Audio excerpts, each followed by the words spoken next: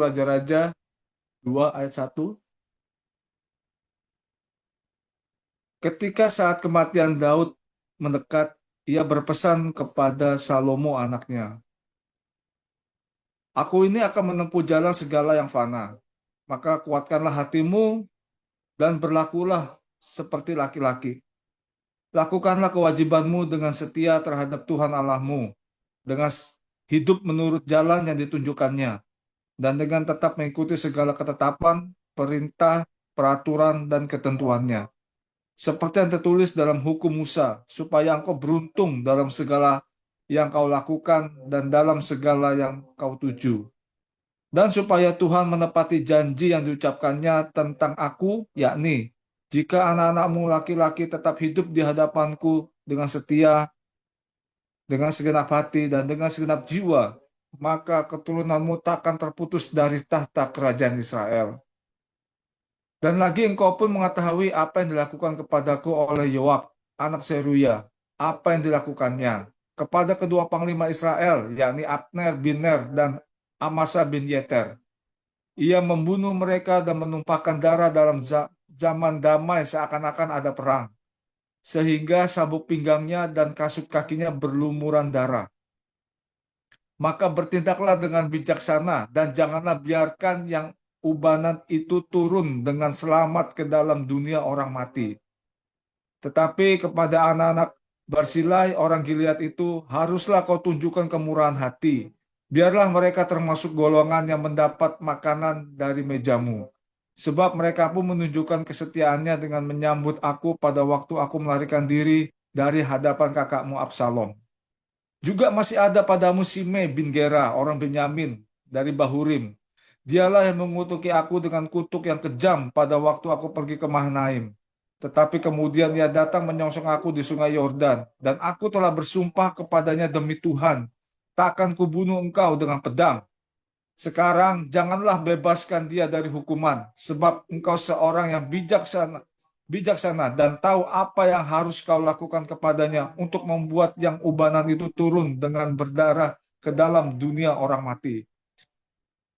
Kemudian Daud mendapat perhentian bersama-sama nenek moyangnya, dan ia dikuburkan di kota Daud. Dan Daud memerintah orang Israel selama 40 tahun di Hebron. Ia memerintah 7 tahun, dan di Yerusalem yang memerintah 33 tahun. Salomo duduk di atas tahta Daud, ayahnya, dan kerajaannya sangat kokoh. Pada suatu hari Adonia, anak Hagit, masuk menghadap Batseba, ibu Salomo. Lalu perempuan itu berkata, "Apakah engkau datang dengan maksud damai?" Jawabnya, "Ya, damai." Kemudian katanya, "Ada sesuatu yang hendak aku katakan kepadamu." Jawab perempuan itu, "Katakanlah." Lalu katanya, "Engkau sendiri tahu bahwa akulah yang berhak atas kedudukan raja, dan bahwa seluruh Israel mengharapkan supaya aku menjadi raja.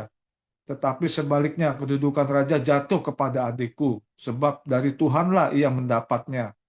Dan sekarang satu permintaan saja kusampaikan kepadamu.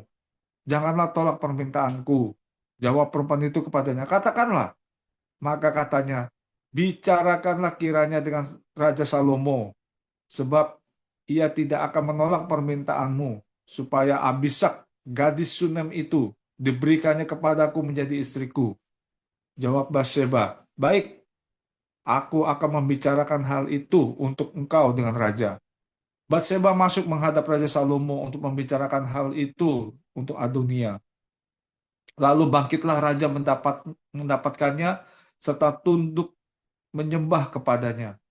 Kemudian duduklah ia di atas tahtanya dan ia menyuruh meletakkan kursi untuk bunda raja. Lalu perempuan itu duduk di sebelah kanannya. Berkatalah perempuan itu, "Suatu permintaan kecil saja yang kusampaikan kepadamu. Janganlah tolak permintaanku." Jawab raja kepadanya, "Mintalah, ya ibu, sebab aku tidak akan menolak permintaanmu." Kata perempuan itu, "Biarlah Abisak, gadis Sunem itu, diberikan kepada kakakmu Adonia menjadi istrinya." Tetapi Raja Salomo menjawab ibunya, "Mengapa engkau meminta hanya Abisak, gadis Sunem itu, untuk Adonia? Minta jugalah untuknya kedudukan raja. Bukankah dia saudaraku yang lebih tua, dan di pihaknya ada Imam Abyata dan Yoab, anak Seruya?" Lalu bersumpahlah Raja Salomo demi Tuhan, beginilah kiranya Allah menghukum aku. Bahkan lebih daripada itu, jika Adonia tidak membayarkan nyawanya dengan permintaan ini. Oleh sebab itu, demi Tuhan yang hidup, yang menegakkan aku dan mendudukan aku di atas tahta Daud ayahku, dan yang membuat bagiku suatu keluarga seperti yang dijanjikannya. Pada hari ini juga Adonia harus dibunuh. Lalu Raja Salomo menyerahkan hal itu kepada Benaya bin Yoyada. Orang ini memancung dia sehingga mati. Dan kepada Imam Abiatar Raja berkata, pergilah ke Anatot, ke tanah milikmu, sebab engkau patut dihukum mati. Tetapi pada hari ini aku tidak akan membunuh engkau, oleh karena engkau telah mengangkat tabut Tuhan Allah di depan Daud, ayahku. Dan oleh karena engkau telah turut menderita dalam segala sengsara yang diderita ayahku. Lalu Salomo memecat Abiatar dari jabatannya sebagai imam Tuhan. Dengan demikian Salomo memenuhi firman Tuhan yang telah dikatakannya di Silo mengenai keluarga Eli. Ketika kabar itu sampai kepada Yoab, memang Yoab telah memihak kepada Adonia, sekalipun ia tidak memihak kepada Absalom. Maka larilah Yoab ke kemah Tuhan, lalu memegang tanduk-tanduk mesbah. Kemudian diberitahukanlah kepada Salomo bahwa Yoab sudah lari ke kemah Tuhan dan telah ada di samping mesbah. Lalu Salomo menyuruh Benaya bin Yoyada, pergilah, pancunglah dia. Benaya masuk ke dalam kemah Tuhan serta berkata kepadanya, beginilah kata raja, keluarlah, jawabnya, tidak, sebab disinilah aku mau mati. Lalu Benaya menyampaikan jawab itu kepada raja, katanya, beginilah kata Yoab dan beginilah jawabnya kepadaku. Kata raja kepadanya, perbuatlah seperti yang dikatakannya, pancunglah dia dan kuburkanlah dia. Dengan demikian kau menjauhkan daripadaku dan daripada kaumku noda darah yang ditumpahkan Yoab dengan tidak beralasan. Dan Tuhan akan menanggung darahnya kepadanya sendiri, karena ia telah membunuh dua orang yang lebih benar dan lebih baik daripadanya. Ia membunuh mereka dengan pedang, dengan tidak diketahui ayahku Daud, yaitu Abner bin Ner, panglima Israel, dan Amasa bin Yeter, panglima Yehuda. Demikianlah darah mereka akan ditanggungkan kepada Yoab dan keturunannya untuk selama-lamanya. Tetapi Daud dan keturunannya dan keluarganya dan tahtanya akan mendapat selamat daripada Tuhan sampai selama-lamanya. Maka berangkatlah Benaya bin Yoyada lalu memancung dan membunuh Yoab. Kemudian dia dikuburkan di rumahnya sendiri di padang gurun. Raja mengangkat Benaya bin Yoyada menggantikan Yoab menjadi kepala tentara. Dan raja mengangkat Imam Sadok menggantikan Abiatar. Kemudian raja menyuruh memanggil Simei dan berkata kepadanya, dirikanlah bagimu sebuah rumah di Yerusalem. Diamlah di sana dan janganlah keluar dari sana kemana-mana pun. Sebab ketahuilah sungguh-sungguh bahwa pada waktu engkau keluar dan menyeberangi sungai Kidron, pastilah engkau mati dibunuh dan darahmu akan ditanggungkan kepadamu sendiri. Lalu berkatalah Simei kepada raja, baiklah demikian, seperti yang tuanku raja katakan. Demikianlah akan dilakukan hambamu ini. Lalu Simei diam di Yerusalem beberapa waktu lamanya. Dan sesudah 3 tahun, terjadilah bahwa dua orang hamba Simei lari kepada Akis bin Maaka, Raja Gad. Lalu diberitahukan kepada Simei, ketahuilah kedua orang hambamu ada di Gad. Maka berkemaslah Simei, dipelananilah ke ladangnya, dan pergilah ia ke Gad kepada Akis untuk mencari hambanya itu. Lalu Simei pulang dan membawa mereka dari Gad. Ketika diberitahukan kepada Salomo bahwa tadinya Simei pergi dari Yerusalem ke Gad dan sekarang sudah pulang, maka raja menyuruh memanggil Simei dan berkata kepadanya, bukankah aku telah menyuruh engkau bersumpah demi Tuhan dan telah memperingatkan engkau begini, ketahuilah sungguh-sungguh pada waktu engkau keluar dan pergi kemana-mana pun, pastilah engkau mati dibunuh. Dan engkau telah menjawab, demikian, aku akan mentaatinya. Mengapa engkau tidak menepati sumpah demi Tuhan itu dan juga perintah yang kuperintahkan kepadamu? Kemudian kata raja kepada Simei, engkau sendiri tahu dalam hatimu segala kejahatan ke Daud ayahku. Maka Tuhan telah menanggungkan kejahatanmu itu kepadamu sendiri. Tetapi diberkatilah kiranya Raja Salomo dan kokohlah tahta Daud di hadapan Tuhan sampai selama-lamanya. Raja memberi perintah kepada Benaya bin Yoyada. Lalu keluarlah Benaya, dipancungnya Simei sehingga mati. Demikianlah kerajaan itu kokoh di tangan Daud. Ketika Yesus dan murid-muridnya telah dekat Yerusalem dan tiba di Betfage yang terletak di Bukit Zaitun, Yesus menyuruh 2 orang muridnya dengan pesan, "Pergilah ke kampung yang di depanmu itu, dan di situ kamu akan segera menemukan seekor keledai betina tertambat dan anaknya ada dekatnya. Lepaskanlah keledai itu dan bawalah keduanya kepadaku. Dan jikalau ada orang menegur kamu, katakanlah, Tuhan memerlukannya. Ia akan segera mengembalikannya." Hal itu terjadi supaya genaplah firman yang disampaikan oleh Nabi. "Katakanlah kepada Putri Sion, lihat, rajamu datang kepadamu. Ia lemah lembut dan mengendarai seekor keledai beban yang muda." Maka pergilah murid-murid itu dan berbuat seperti yang ditugaskan Yesus kepada mereka. Mereka membawa keledai betina itu bersama anaknya, lalu mengalasinya dengan pakaian mereka, dan Yesus pun naik ke atasnya. Orang banyak yang sangat besar jumlahnya menghamparkan pakaiannya di jalan.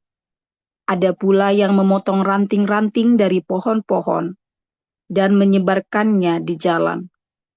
Dan orang banyak yang berjalan di depan Yesus dan yang mengikutinya dari belakang berseru, katanya, "Hosana bagi anak Daud, diberkatilah dia yang datang dalam nama Tuhan. Hosana di tempat yang maha tinggi." Dan ketika ia masuk ke Yerusalem, gemparlah seluruh kota itu, dan orang berkata, "Siapakah orang ini?" Dan orang banyak itu menyahut, "Inilah Nabi Yesus dari Nazaret di Galilea."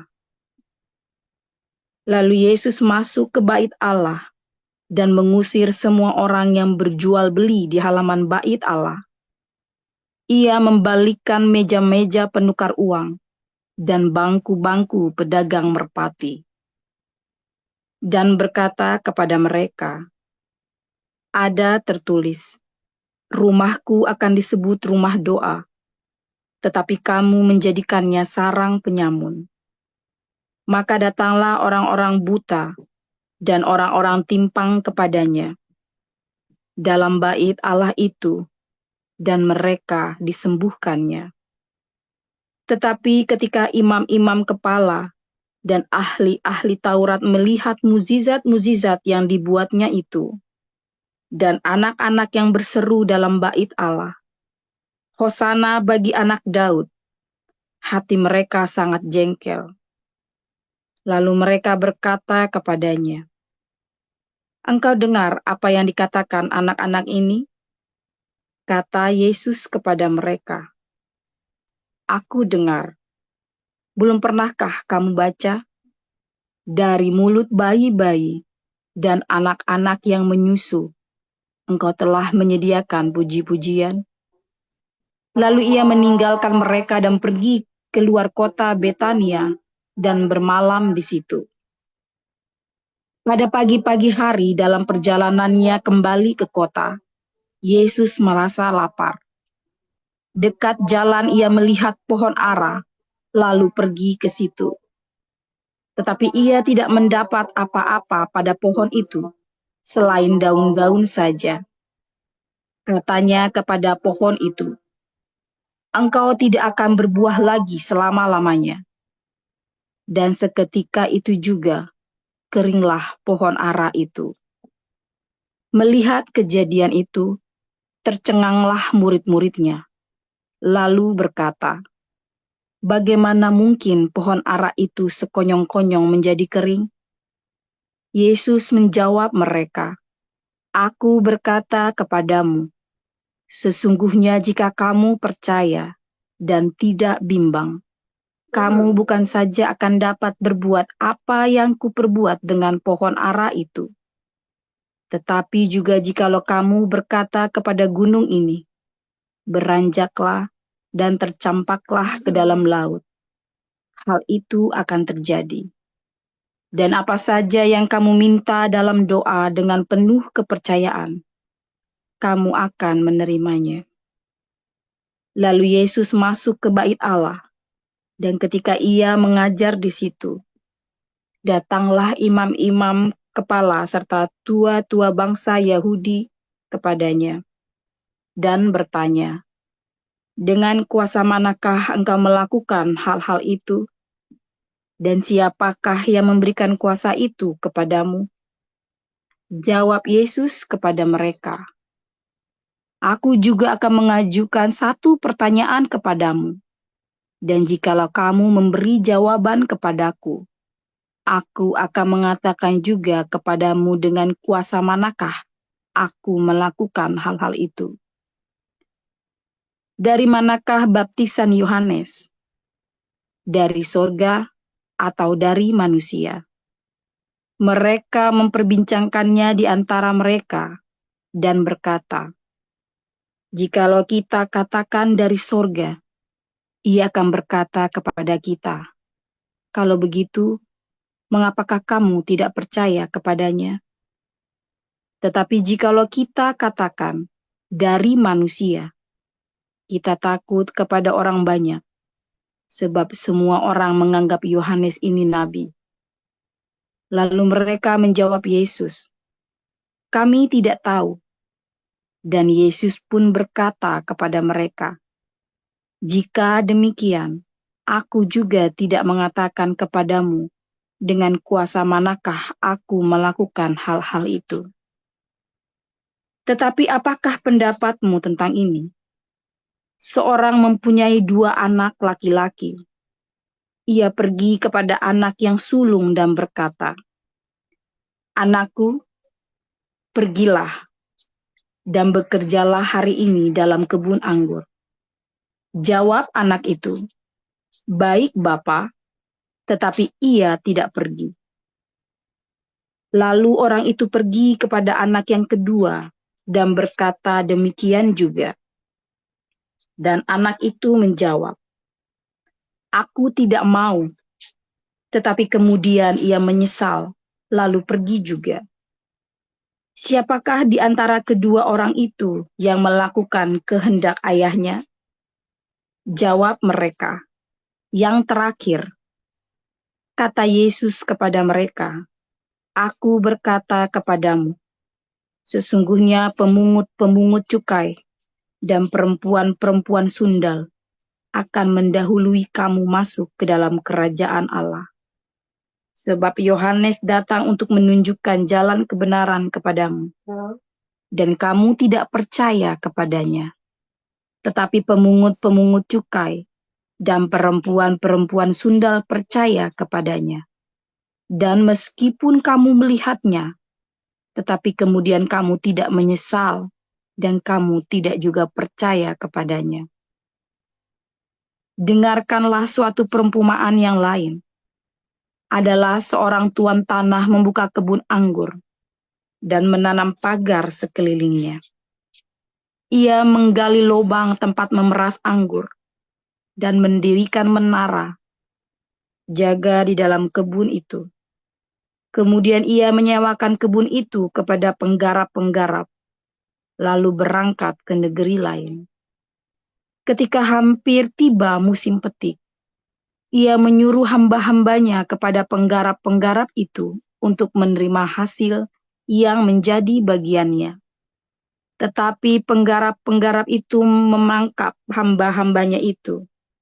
Mereka memukul yang seorang, membunuh yang lain, dan melempari yang lain pula dengan batu. Kemudian Tuhan itu menyuruh pula hamba-hamba yang lain, lebih banyak daripada yang semula. Tetapi mereka pun diperlakukan sama seperti kawan-kawan mereka.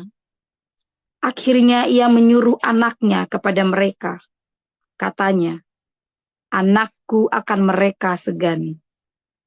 Tetapi ketika penggarap-penggarap itu melihat anaknya itu, mereka berkata seorang kepada yang lain, ia adalah ahli waris. Mari kita bunuh dia, supaya warisannya menjadi milik kita.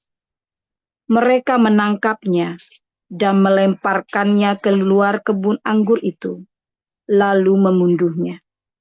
Maka apabila tuan kebun anggur itu datang, apakah yang akan dilakukannya dengan penggarap itu? Kata mereka kepadanya, ia akan membinasakan orang-orang jahat itu, dan kebun anggurnya akan disewakannya kepada penggarap-penggarap lain, yang akan menyerahkan hasilnya kepadanya pada waktunya. Kata Yesus kepada mereka, belum pernahkah kamu baca dalam kitab suci, batu yang dibuang oleh tukang-tukang bangunan telah menjadi batu penjuru? Hal itu terjadi dari pihak Tuhan, suatu perbuatan ajaib di mata kita. Sebab itu aku berkata kepadamu, bahwa kerajaan Allah akan diambil daripadamu, dan akan diberikan kepada suatu bangsa yang akan menghasilkan buah kerajaan itu. Dan barang siapa jatuh ke atas batu itu, ia akan hancur. Dan barang siapa ditimpa batu itu, ia akan remuk. Ketika imam-imam kepala dan orang-orang Farisi mendengar perumpamaan-perumpamaan Yesus, mereka mengerti bahwa merekalah yang dimaksudkannya. Dan mereka berusaha untuk menangkap dia, tetapi mereka takut kepada orang banyak, karena orang banyak itu menganggap dia nabi. Haleluya, firman Tuhan selalu baru setiap hari ketika kita menanti-nantikan Tuhan dengan penuh sukacita, penuh cinta, keyakinan yang teguh, saudara ya. Jangan goyang sampai titik darah penghabisan. Jangan pernah Anda meragukan pertolongan Tuhan. Semua badai dalam hidupmu itu adalah malaikat Tuhan yang berkemah di sekelilingmu, saudara ya. Ingat-ingat ya. Semua badai, tapi kalau kamu percaya, kalau kamu nggak percaya ya badai ya bencana, sial.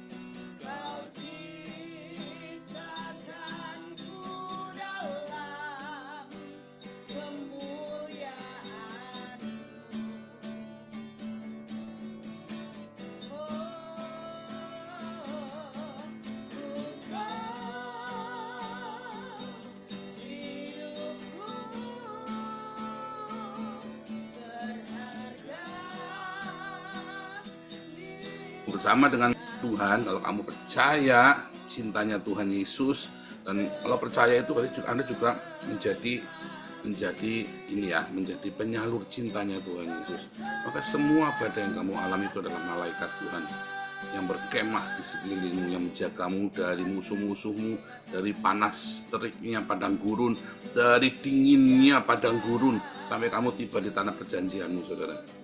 Kalau sudah tiba bagaimana? Ya sudah tiba di tanah perjanjian, kamu tetap harus kerja.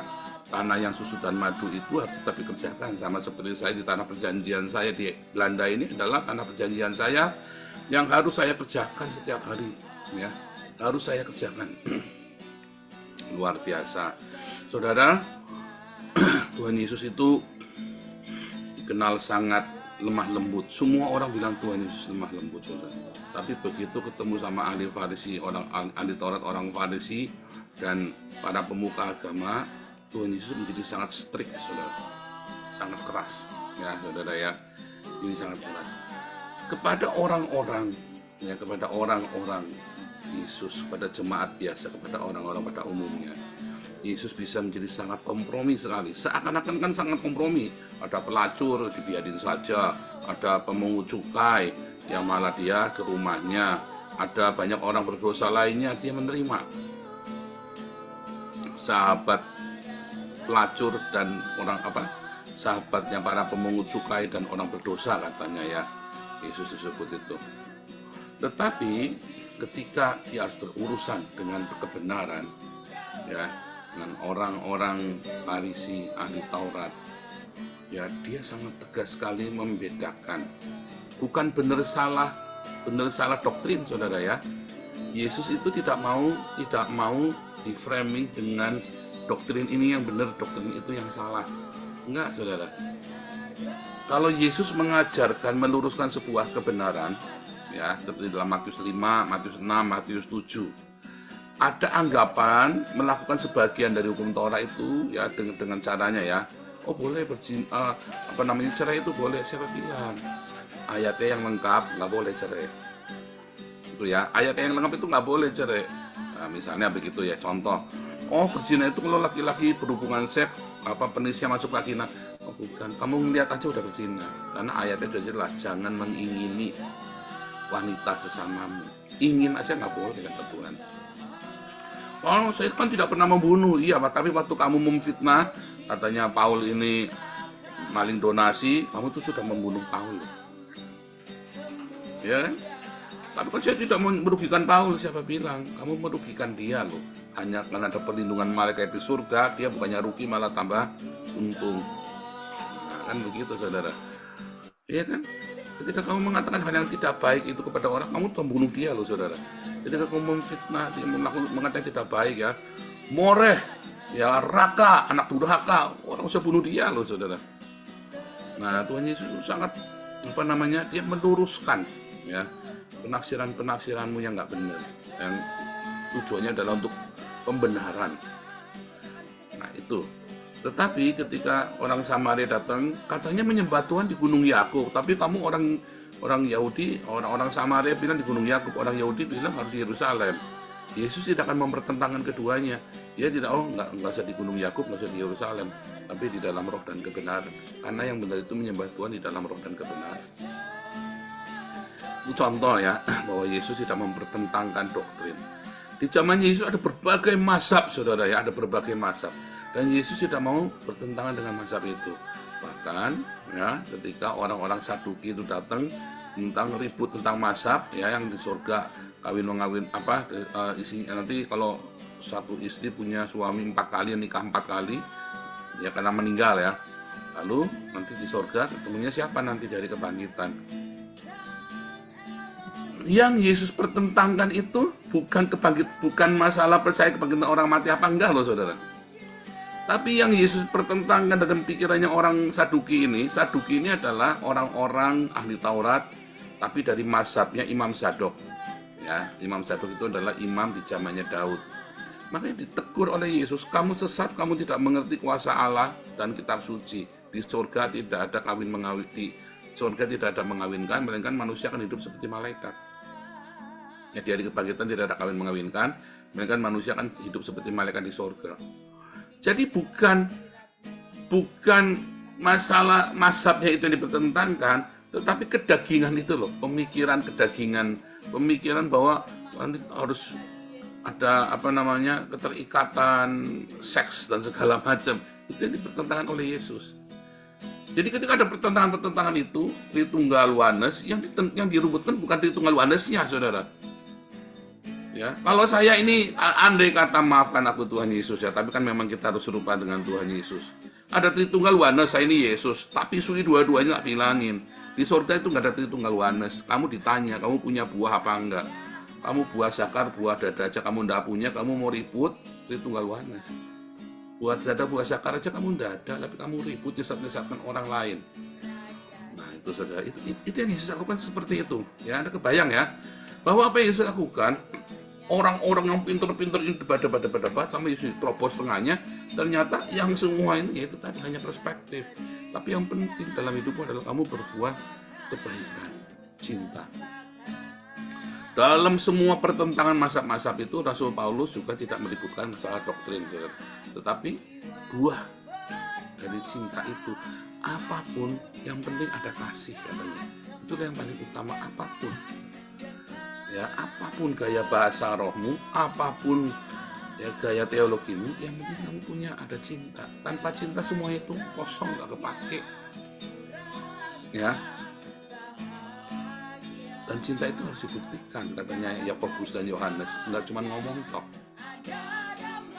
Nah, saudara, di komunitas kita dulu saya selalu bilang ya, 5 tahun pertama kita akan banyak kompromi dengan banyak kesalahan.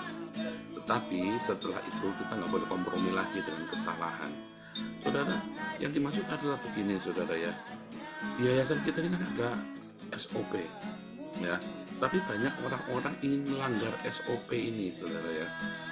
Banyak orang-orang ingin melanggar SOP ini demi satu, kepada umumnya karena kebiasaan sembahyang tidak teratur, tidak karu-karuan. Loh, orang tua saya juga begitu ya. Orang tua saya kebiasaan hidup tidak tertib, tidak disiplin. Sehingga banyak sekali peraturan-peraturan yang dilabrak, akhirnya rugi. Ya, aturan-aturan ketidakdisiplinan. Saya adalah produk dari ketidakdisiplinan sebuah keluarga. Saya tidak berkata orang tua saya jahat, enggak ya. Orang tua saya yang baik sekali ya. Kita banyak nolong orang. Tapi orang tua saya adalah mereka adalah orang yang tidak disiplin di dalam kehidupan. Ya, saudara ya, tidak disiplin, banyak aturan pemerintah, aturan yang ditabrak. Ya, yang ditabrak. Ya maklum, karena orang tua saya, apa saya bekas preman, bekas Bang Jago, ya kan. Jadi dia merasa dia bikin aturan sampai akhirnya dunia yang harus menghajar, alam semesta ini harus menghajar dia supaya dia mau tidak mau harus taat aturan. Tidak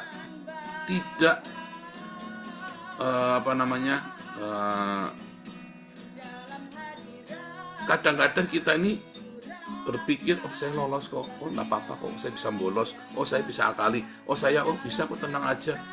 Dan ketika papi saya ngajari dengan santainya, oh nggak apa-apa, itu kan gini, itu kan sama saja nanti juga ini. Banyak sekali, bahkan secara nggak sadar, ayah saya itu mengajarkan untuk melanggar aturan. Siapa yang di rumah digituin? Atau Anda yang ngajarin, jangan-jangan, hati-hati loh saudara ya. Allah sama saja ini juga dilanggar juga, jangan saudara. Ajari anakmu untuk taat aturan. Karena di masa-masa depan ini, karena Anda di Indonesia belum merasakan. Kalau Anda sudah tinggal di Belanda, ngerti kalau kamu tidak ikut aturan dalam seumur hidupmu, saudara, kere kamu nanti tuanya. Kamu ini suka bolos waktu sekolah kan, cariin, diteleponin, akhirnya kamu terpaksa tidak bisa masuk ke sekolah untuk melanjutkan universitas. Kamu harus masuk sekolah yang cuman bisa langsung praktek. Akhirnya kamu jadi tenaga kasar, ya kan? Tenaga kasar, bangga dapat duit, saudara. Karena di sini tenaga kasar maupun orang tenaga skill, gajinya sama, saudara. Di awal-awal tahun, 5-10 tahun pertama gajinya bisa sama 3.000 sampai 5.000. Yang membedakan nanti setelah itu, saudara. Orang tenaga kasar, dia kalau sakit dia udah gak dapat gaji, saudara. Tapi kalau skill, ya kan, kalau sakit dia masih tetap bisa kerja di rumah, bisa macam-macam, dan akhirnya dia bisa mendapat kenaikan gaji. 10 tahun kemudian tenaga kasar ini gajinya tetap 3.000, pakai dipotong utang macam-macam. Yang tenaga skill ini gajinya udah 30.000, bahkan bisa 50.000, saudara, 50.000 euro ya. Itu beneran, saudara ya. Orang yang biasa dengan tenaga kasar, dia mau apa udah capek, saudara. Dia terbiasa apa-apa pokoknya praktis, simpel, ditabrak. Akhirnya orang-orang ini hidup sembarangan, dia KTP-nya kadang-kadang hilang, kadang-kadang nggak punya SIM, dia setir mobil, ya kan? Kena tilang, saudara, kena denda 20.000. Kalau nggak punya SIM, dendanya 20.000, saudara ya. Kena lagi, saudara, kena lagi, dan 5 macam-macam. Akhirnya orang ini sakit stres, depresi, nggak mau kerja. Akhirnya lebih kere, saudara. Kalau udah kere, nggak bisa bayar rumah, diusir dari rumah.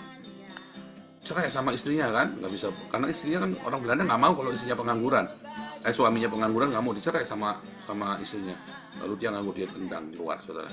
Akhirnya dia tidak ikut akhirnya dia tidak bisa ikut program pemerintah. Kenapa? KTP-nya hilang, dia mau ngurus, dia banyak, dari mana ngurusnya, dia tidak terbiasa ngurus administrasi.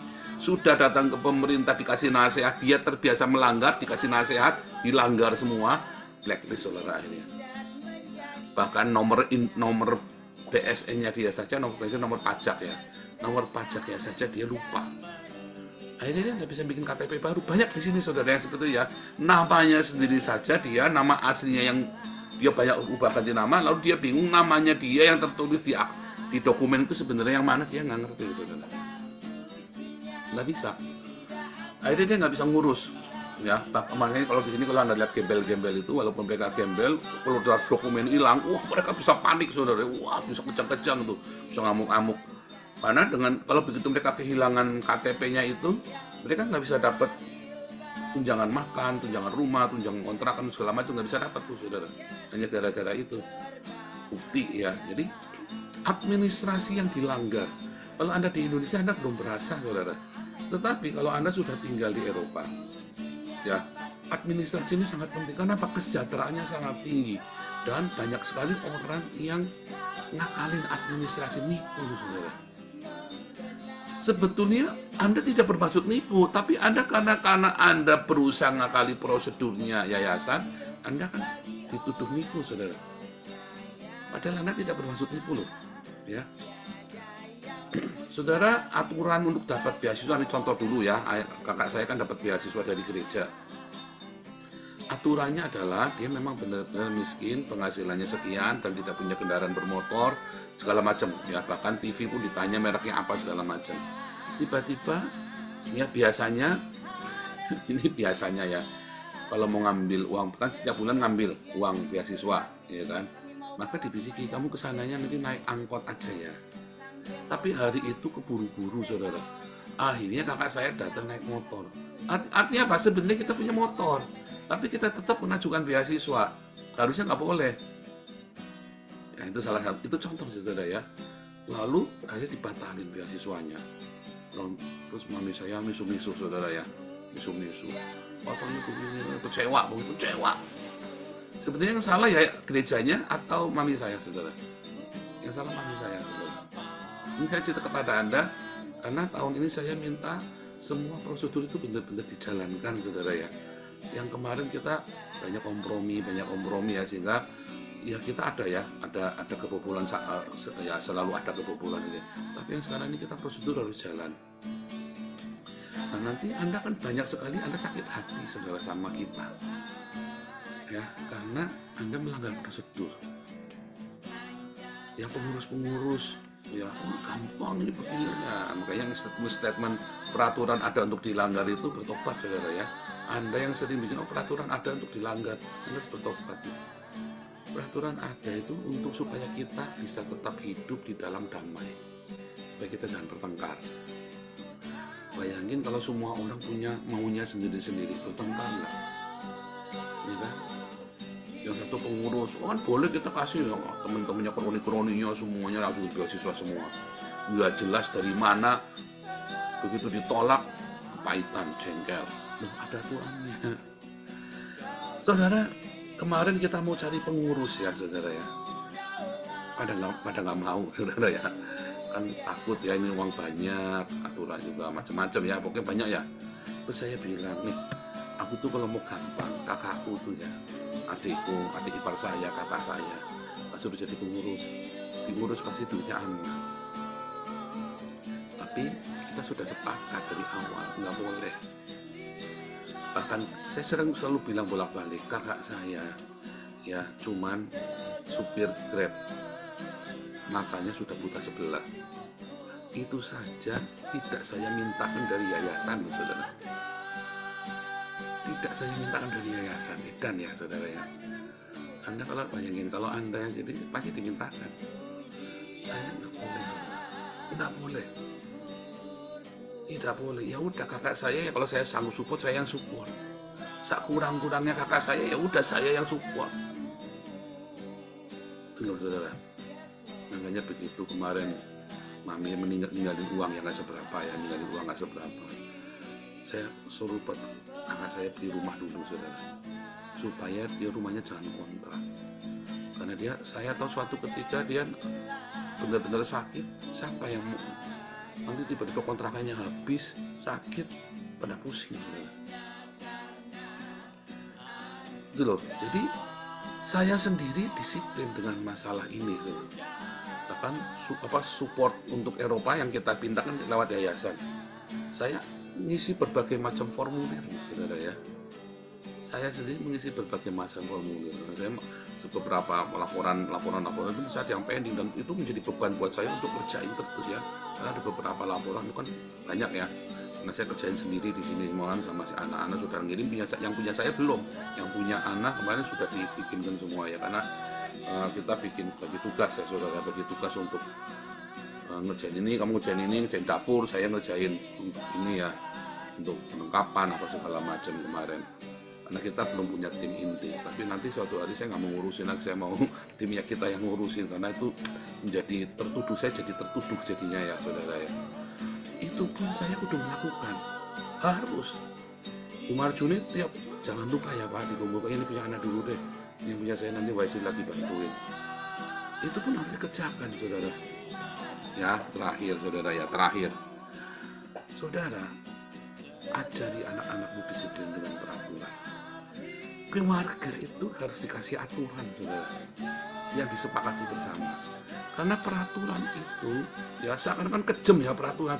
Enggak, peraturan itu tidak kejam kalau niatnya kamu adalah untuk menjaga supaya kita jangan ribut. Tetapi banyak orang-orang yang merasa sudah hebat rohaninya, enggak perlu peraturanku, hanya surga. Apa bedanya kamu sama orang Islam? Nggak mau bahwa syariat Islam harus di atas hukum negara, ya kan? Ya kan, syariat Islam harus di atas konstitusi, katanya kan. Bodoh ini orang saudara, bodoh sekali. Nah, sama saudara ya, orang-orang beragama, banyak orang beragama, banyak orang yang sudah rohani, yang katanya sudah rohani, berkata bahwa yang penting aturannya surga. Jangan, enggak, ini saja yang penting, ini semuanya lancar. Pendeta yang ngomong, yang penting semuanya lancar, ini kan uangnya Tuhan. Loh, ini uangnya Tuhan, aturannya kudu bener. Justru karena ini uangnya Tuhan, aturannya kudu bener saudara. Jangan berpikir sadis, enggak, karena ini dipakai supaya kita langgeng sampai mungkin bisa 5-10 tahun lagi kalau bisa saudara. Kalau bisa ya sini tambah gede, bisa sampai 20 tahun lagi. Atau malam ya kalau Tuhan nggak jadi datang, kalau ternyata Tuhannya datangnya saya lamarnya meleset, ya bisa nanti sampai 100 tahun lagi. Tapi aturan itu ada, sehingga semuanya terbuka, semuanya bertanggung jawab. Jadi bukan karena kejam saudara ya, tetapi karena kita mau jaga Taman Eden ini. Anda sekarang ada dimasuk dalam Taman Eden, kerajaan Allah, di mana kerajaan Allah ini memberikan banyak sekali berkat jasmani dan rohani. Ya, jadi peraturan ada bukan buat dilanggar. Peraturan ada supaya kita menjaga taman ini dengan penuh cinta. Peraturan ada supaya kita semua belajar disiplin, sehingga di rumah, di yayasan, di komunitas, bahkan di dalam bernegara pun kita belajar terbiasa hidup disiplin saudara. Tuhan Yesus memberkati.